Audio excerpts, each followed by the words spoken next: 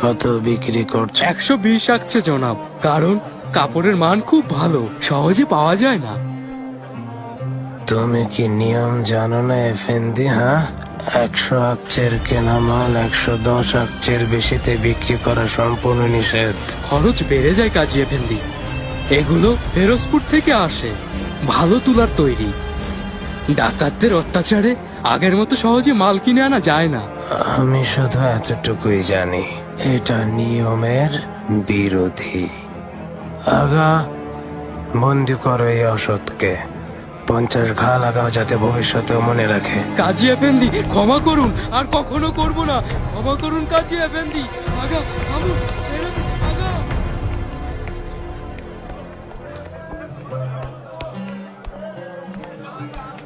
আরে কাজী এফেন্দি, সুস্বাগতম। আপনি